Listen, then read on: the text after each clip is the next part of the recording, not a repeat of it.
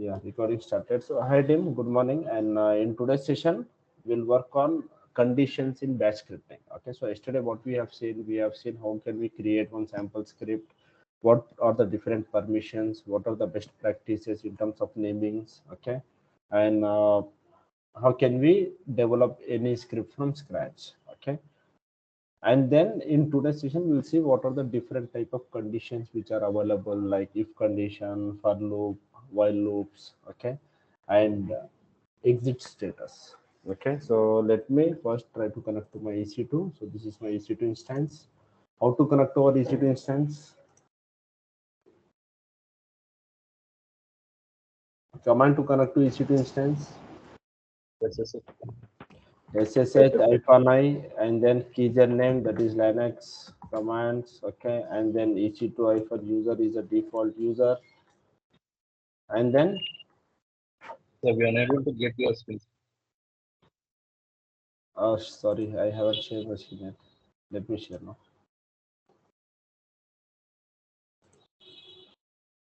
Okay, hope you can see my screen now. Yes. Yes. So public IP. Once this is done, then if I'll hit enter, then I can connect to my EC2. Okay, so this is my EC2 server. Sudo su. What are we doing? We are trying to switch to root user. Okay, and then let me clear screen. And if I'll do ll, here I can find I have created one direct yesterday, right, where I was storing all my scripts. Okay, now in each scripting or any programming, okay, apart from bash scripting, if you have any, I mean, Java language or .NET or C language, right? So very commonly we can see the conditions. Okay, so where we try to check for a specific condition. If that condition matches, then it should display the output. If the condition doesn't match, then it should not display the output. I mean, if we have multiple outputs, then based upon the conditions, this will get connected. Okay, so we have one condition, if else statements in bash. Okay, so in if else statement, what will happen?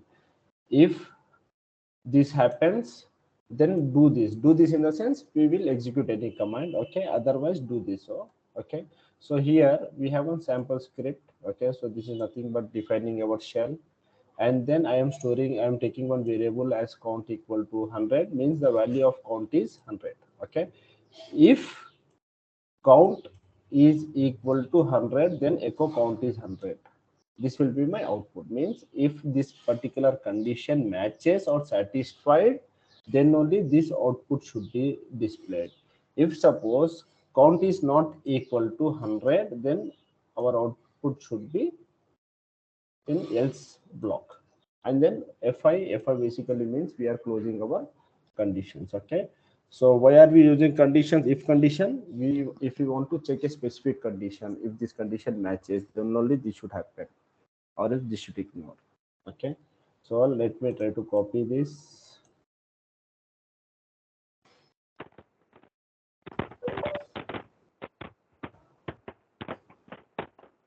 This will, guys, someone go on mute.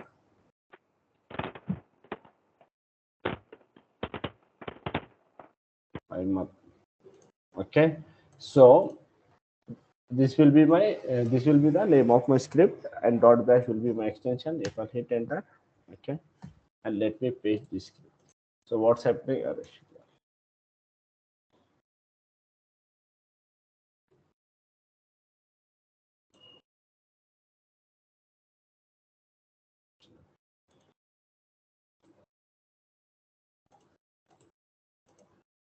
Okay, so if the count is 100, so the value of count is equal to. So in bash scripting, we can use different expressions. Okay, if you want to check two different values, okay, dollar count means it is checking for 100. Okay, I mean whatever we have stored in the variable. So 100 is equal to 100. This is true, right? In this case, the output should be echo count is 100. If suppose this statement is wrong, in that case, this should display that count is not 100. So let us try to execute this. Permissions should be 7555. Okay, let me clear the screen and let me try to cat and show the script. Okay, now how to execute? Dot forward slash and then if our script name. If I hit enter, count is 100 because this condition has been satisfied. For example, let me change the value of count to 10.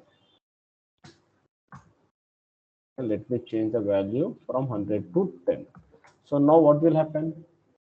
This condition will not satisfy. 10 is not equal to 100. In this case, the output should be count is not 100. Okay, so let us check this.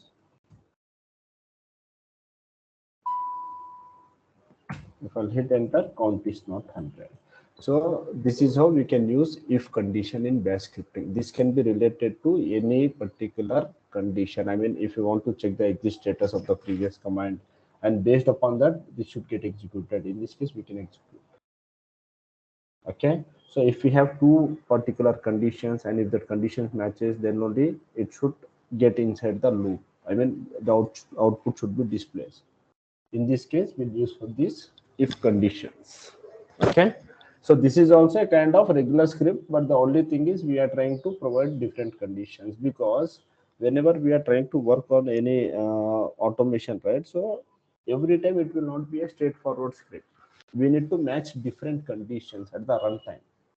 At that point of time, these loops will be helpful for us. Okay, where we have multiple situations, based upon the situation, it should execute. Okay, similarly, we have one more example.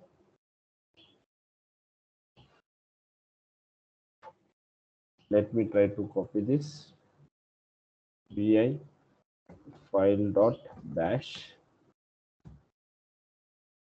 Here what I'm trying to do, I'm trying to check if there is any directory available, okay, at this particular location. If error.txt is available, then display file exists. If this is not available, then display file does not exist. Okay, so we have some predefined elements as well. Okay, so where we can check based upon this parameter. We have parameter -e, we have parameter d, we have parameter f. Okay, so if you want to check if any file is available, or if you want to check if any directory is available or not, in this case we can use this. Okay, so let me save this. Let me provide permissions 755 and then file.bash. Okay, and let me try to cat this file.bash. Okay, so in our case, we don't have any directory at this particular location. So let me try to execute this dot forward slash and then file.sh. Okay, what's happening? File does not exist, but still here I'm able to see some error missing. Okay, so let me fix this. Basically, there is no space here. That's the reason it is getting, it is throwing syntax error. So let me fix this. Vi file.bash, line number 2, right? So line number 2, this will get me to line number 2, and then space. Okay, let me try to execute this again. File does not exist because there is no such file at this particular location. Okay, so if I'll go to cd/home, and if I'll do ln, do we have any file over here? No, that's the reason this is getting failed. Okay, so let me change the path. ls cd scripts. Okay, here we have one file called a, b, and c. So let us try to change the path and check whether our script is running as expected or not. Okay, pwd, yeah, vi file.bash, path will be scripts/a. Okay, now let me try to execute /, so file exists because at this particular location we have one file called a, where sabed scripts and then file name is a. So this is how we can use conditions in our bash scripting as well. Yesterday what we have seen if you want to execute anything or read anything from the users, right? So we can use these read variables. I mean input and output variables. Okay. And if you want to store any variable, then we can configure the variable name and then we can store the values. Okay. Now what we are doing, we are trying to execute our scripts based upon the conditions. Okay. So here we have two different examples and we have some more examples I will be sharing after this session. So try to execute each and every script and try to see the output. Do not just blindly go for it. If suppose in this particular script you are saying iPhone, so try to Google it. What is iPhone? What are the different parameters available? మీరు just blind గా execute చేస్తా నాకు అయిపోతుంది task అయిపోతుంది అంటే that will not work. I know this will take some time, but at least looking at a script you should understand what will be the output. అంత idea వస్తే చాలు. You no need to be any pro level bash scripting automation. Okay, so only you need to understand what's happening, what will be the output. Okay, similarly we have case statements. So in case statements what will happen, let me copy this. In case statement basically we will have different options for the users or for the script. Okay, means if option, for example, if the user has selected option A, then a particular command will get executed. I mean a particular output will be given. If option B selected, then a particular output will be given. So if you see this here, we have 4 different options for the user. Okay, echo A, with what this will do, display date and time.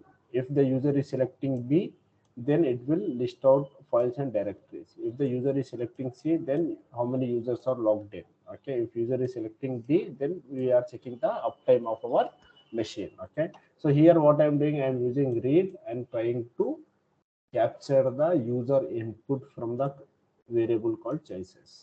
Okay, and then here I am using the case statement where if A is selected, then execute this. Based upon this condition, this will get executed.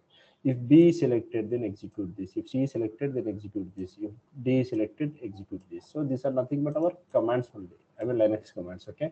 If suppose user has selected E or F or G or H, okay, any other thing, I mean any other alphabet apart from A, B, C, D. In this case, whatever we have provided inside star, this will get executed. Okay, and this is the end of our script. Okay, so let me try to copy this.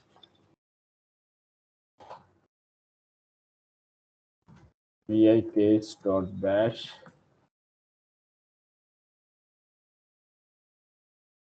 Okay, so please choose one of the options below and let us try to execute this.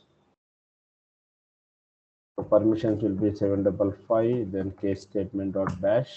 Okay, cat case.bash, and now let me try to execute / and then case.bash. Okay, see ABCD, it is displaying what type of option the user want to select. If suppose I want to check the date and time, in this case what I will do, I will execute A. It will display the date and time as the output. Okay, for example, if I select B, then based upon my input this will get executed, means ls command will get executed. Okay, B, see, ls has been executed. If I select C, how many users are logged into our machine, this has been executed. Okay, for example, if I have selected Z, okay, there is no such option called Z, right? So in this case what will happen, it should display that this is a bad choice, invalid choice, and by. Okay, so if we have multiple options for the script, in this way we will go to the case statement. So if this is the condition, then execute this. If this is the condition, execute this. Okay, so we'll have multiple options in case statement. So what happened in if statement, we have two conditions. If the condition is satisfied, then the output is displayed, or else the else part will get executed. But whereas in choices, based upon the user input, what he has selected, that particular command or I mean that command will get option will get executed. Okay.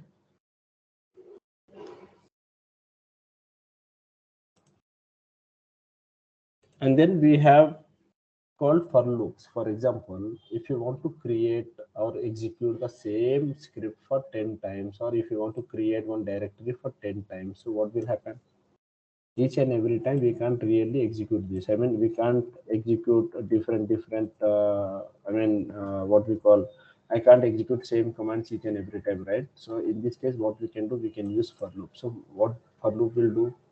Basically, for loop will keep on running until the specified number of variable. Means if suppose the variable has been provided as 10, then it means that this script will run for 10 times. Okay.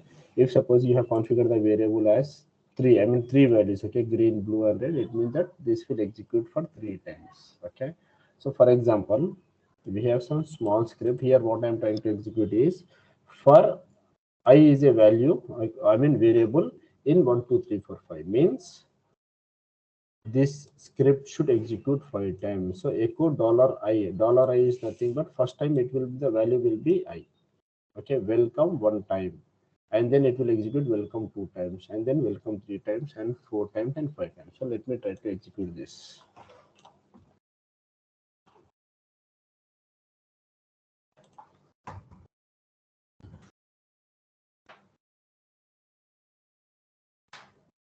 For loop dot bash. Okay, so let me try to execute. Let me save this. Let me provide permission 755 for loop dot bash. Okay, and then let me try to cat this and execute this script dot for loop dot bash. Okay, so what's happening? Welcome 1 times, welcome 2 times, welcome 3 times, 4 times, 5 times, because for loop what it will do, it will execute based upon how many times the variable has been configured. Okay, based upon this will get executed. For example, if you want to create one directory with different names, with different what we call, I mean three directories with 3 different names. In this case also we can use for loop. Instead of writing mkdir and the directory name, mkdir again the directory name, what we can use for loops. Okay, so let me try to modify this for loop. For example, same loop, I want to execute it for 100 times. Sorry, 10 times. Okay, 7 8 9 10. Okay, let us see what will happen now. So this will get executed for 10 times. Okay, 1 2 3 4 5 6 7 8 9 10. For example, if I want to execute this for 100 times, what we can do, we can't really write hundreds, right? I mean, we can't provide 11 12. This is also possible, but instead of writing this, what I can do, 1 dot dot and then 100. Okay, means 1 to 100. Okay, now let me try to execute this. Welcome 1 to 100. No, this is not, I mean, there is some syntax error, so not expected output.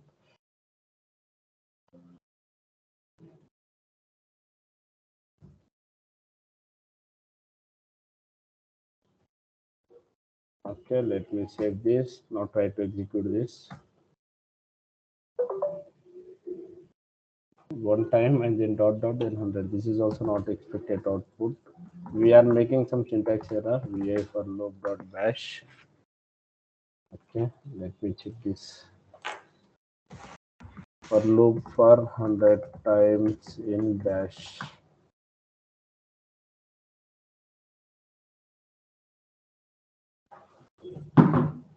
Okay, we need to use the curly braces. Okay, I have forgot about that.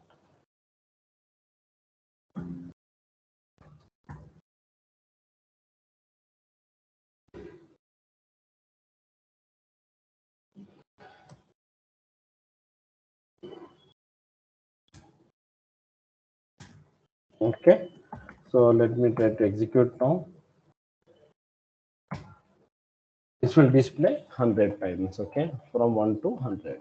So why are we using for loop? If you want to get, I mean, if you want to keep running your script until it's reached a specific number of times. In that case, we can use for loops. Okay. Here we have one more script for I in eat run. Okay, let me copy this.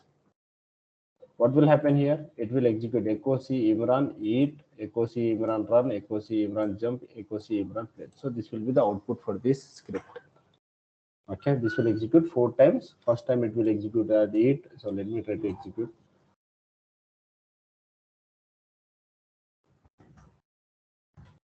Vi for dot bash, and then let me paste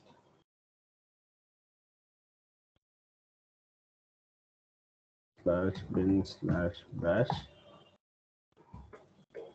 Save. Okay. chmod 755 will be the permissions. Now let me try to execute. Okay, C Imran eat, C Imran run, C Imran jumps, and C Imran play. If I cat, because we have 4 loops here: eat, run, jump, and play. That's how this is getting executed. Okay, and then we have do while loops. Okay, so let me copy this.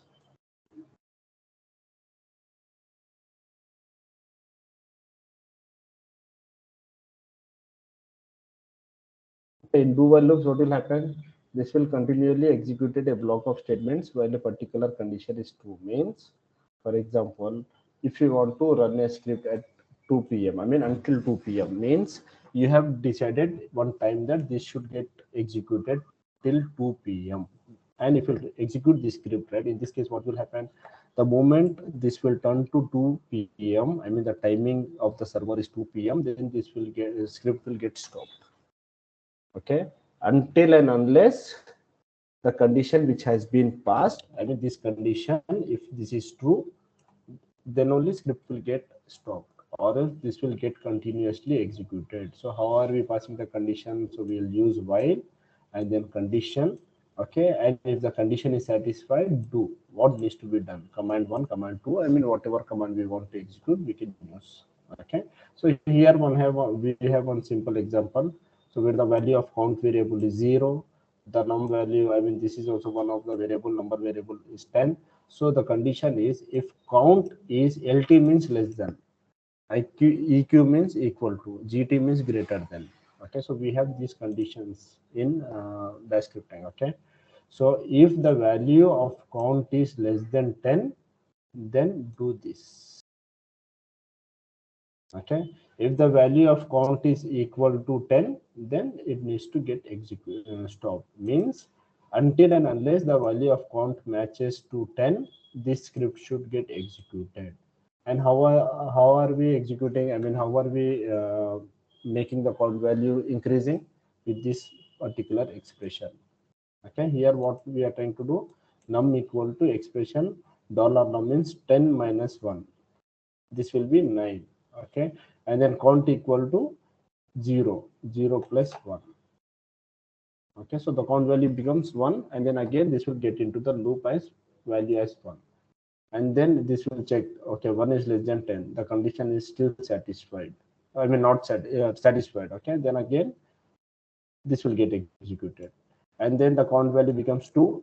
Again the condition is not satisfied, I mean true, I mean because 2 is less than 10, then this will get executed.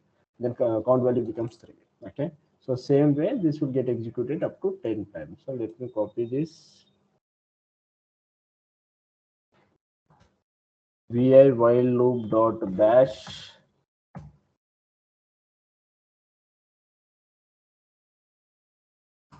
Okay, so let me provide permission 755 while dot bash. Okay, and then if I'll cat this.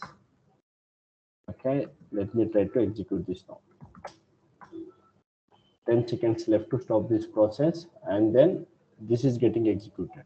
Okay, $num means the value of num is 10. Okay, and $1 is nothing but our this one account what we are using. After 10 seconds, what will happen? Since this has, I mean 10 is less than 10, this condition is false, then the script will get stopped, or else this script will get executed until and unless the condition is matched.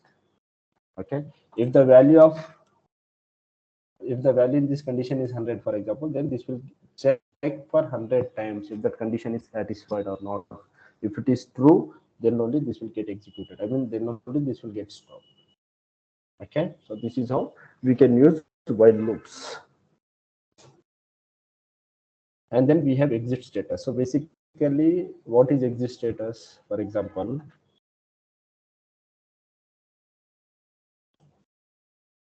let me copy this as well.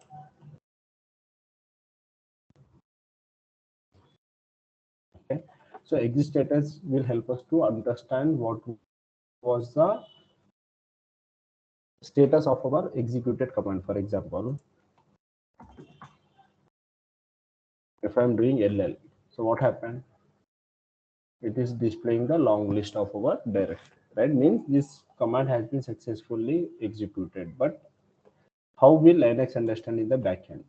So for each and every command, what will happen? We can see some different exit status. Exit status means if suppose we are able to see, I mean, 0 means okay or successful. If the value of the exit status is 1, it means that minor problem, 2 means serious problem, and 3 to 225 means anything. It can be any issue. Okay, means the value of our previous command exit status is 0, then only it means that it is successful, or else this is failure. So how to check? How to check what happened with our previous command, whether it has been successfully executed or not? We can use by $? Okay, so let me try to execute $? So what I have executed just now, ll. Okay, and then let me execute $? And see what was the exit status.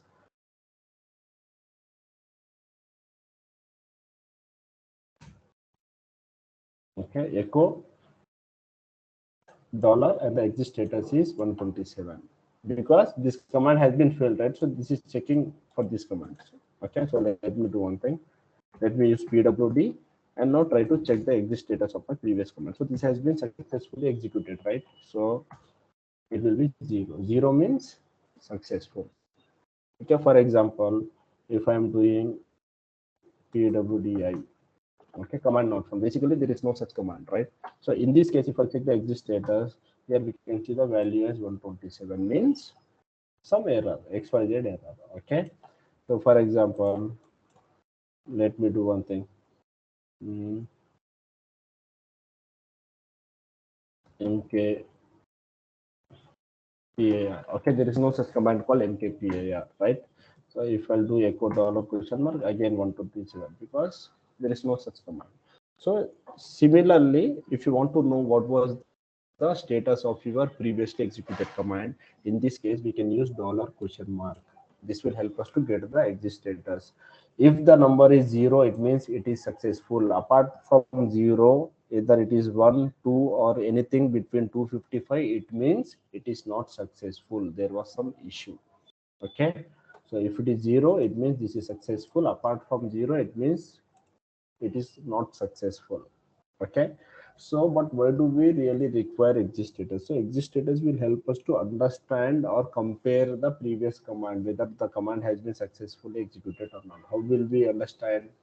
Based upon the exit status only. Basically, in this script, I'm trying to execute one script. Okay, so here how will I know whether this command has been executed successfully or not? So this will get, I mean, I will get to know based upon the exit status only. So this play very important role. Even if I want to compare any condition, I can compare based upon the exit status as well. Okay, here see, we have one script. So okay, ls-l, and I'm trying to check this particular directory. Okay, here I'm trying to, in if condition, I am trying to use a condition of exit status. Means if the exit status is 0, means file exists, or else not exist. Okay, so let me try to copy this.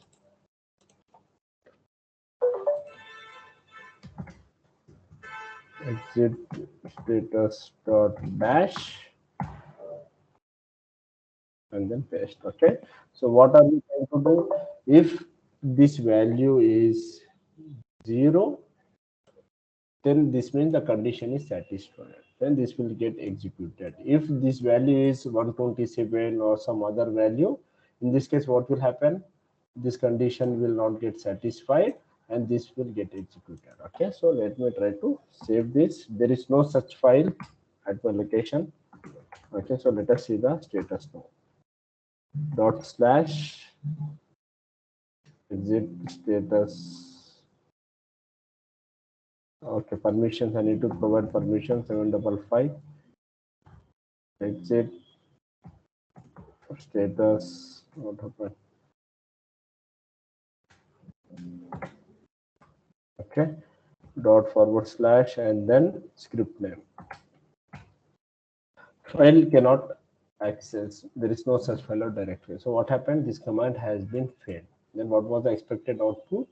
This was the expected output because this particular dollar question mark, maybe it got 127 as the number. 127 is less than 0. Is this true? No. In that case, this will get executed. Okay. If suppose same script, let me modify this script. What I will do, I will execute just pwd command. Okay, pwd, this will get executed and the exit status of this command will be 0. In this case, this condition will get satisfied and then we will see this output. Okay, let me save this. Let me try to execute again. Okay, file exists.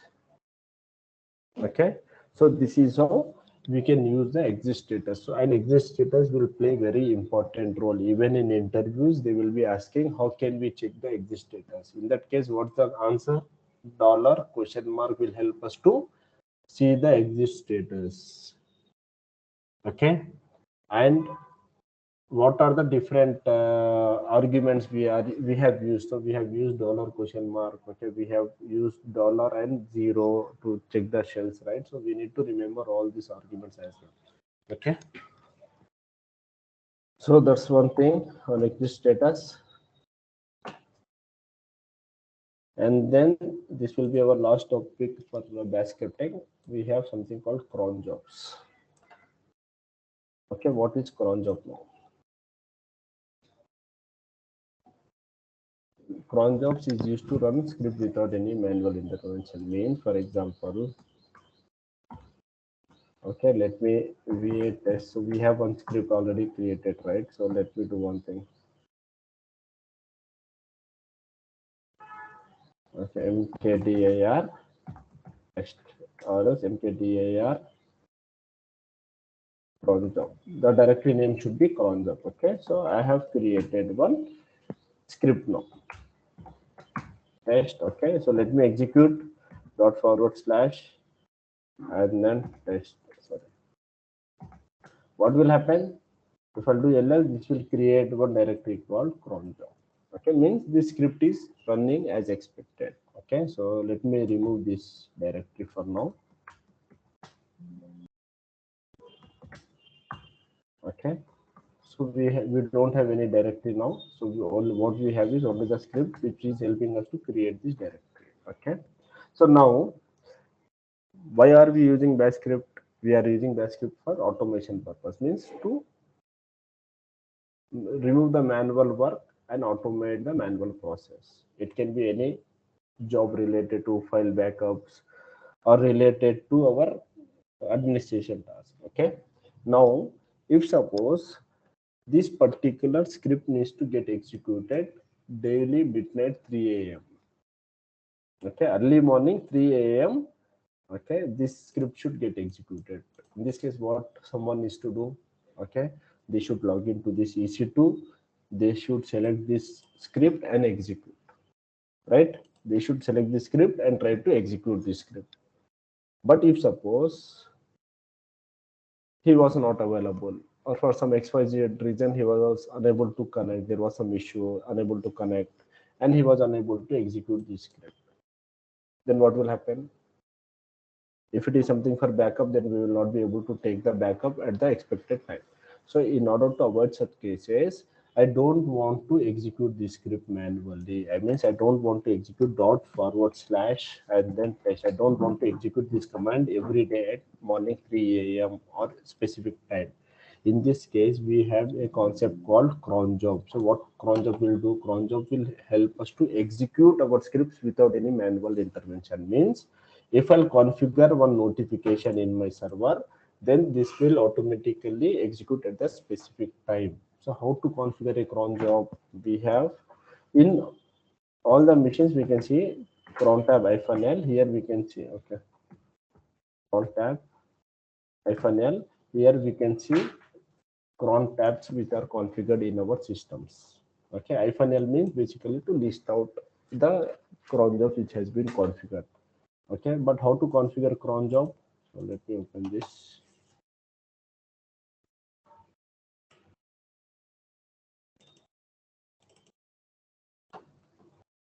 Okay.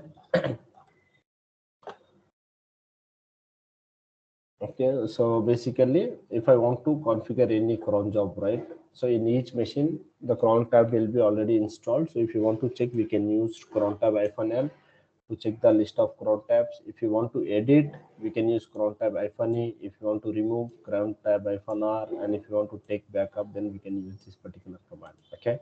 Now I need to configure a job which will execute my script at a specific time. Okay. So let me open this cron tab -e. So one tab has been opened. So now in cron job we have 5 stars: 1, 2, 3, 4, 5.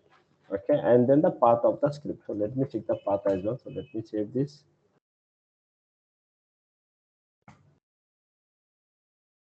Okay, pwd. Where is my script? My script is configured at the root location. Okay, so my script is configured at the root location. Okay, pwd, and this is my script name. Okay, so vi, sorry, not vi, cron tab -e to edit my existing cron tab. Let me open this. Star, star, star, star, star. Okay, 5 stars and then root slash test. So this will be the path of my script. Okay, and these 5 stars I am passing. Okay, so what do you mean by 5 different stars? Okay, so each star has its own what we call specifications. Okay, so here we have 5 different stars. So the first star indicates minutes 0 to 59. Okay, second star indicates hour 0 to 33. Okay, and then third star represents day, fourth represents month, fifth represents day of week. So we can configure our timing based upon these stars. So as of now, what I have did, I have configured 5 stars, means every second. Okay, 5 stars means every minute, every hour, every day of month, every month, and every week.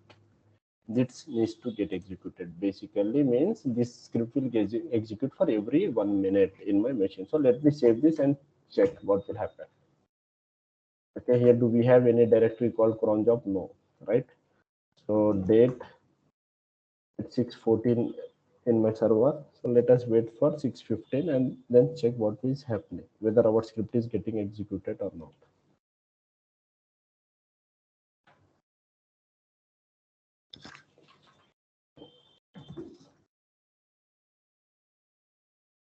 6:14, 27 seconds and 44 seconds. And then nothing has been happened. 53, nothing happened yet. Because it 1 minute hasn't completed, right? So 60 seconds we need to wait.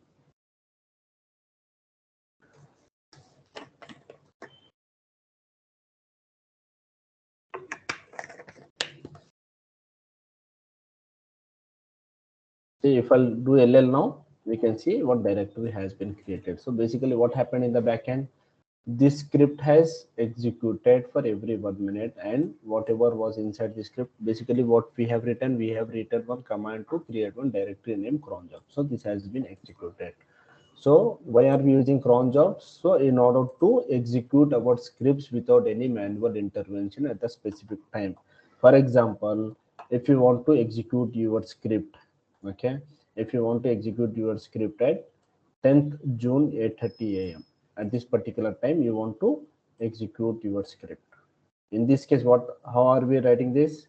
What's the minute time? 30. So I will configure as 30. Okay, here we can see first star is for minutes, right? So I am writing as 30, and the second time is for hours, so I'm writing 08 hours. Okay, and then the third one is for day, so I will be using 10th over here. Okay, and then fourth is for June, that is month, so I will use 06 from my calendar, right? And then this should get executed. There is no year specific, right? So I will write star, means every year at this specific time this script should get executed. So what will happen at this point of time? This will get executed. Okay, so similarly, if we have multiple times, okay, if you want this script to execute two particular timings at 11 a.m. As well as at 4 p.m. In this case, what we can do, 11 and then comma, and then I can write a specific one more timing. So this is how we can configure cron jobs. Okay, so in this document we have a lot of examples, and also here we have some this one, I mean some task as well. Okay, so try to finish this task as well as part of cron jobs. Okay, how to write the cron job? Cron tab -e is to edit, -l is to check the list. Okay, so this is our cron job which has been already configured. Okay, 5 stars means every minute, every hour, every day of month, every week, and every year. So this will execute for every 1 minute. Okay, this is all about cron jobs and what we have seen here on the scripting side. Guys, do you have any questions?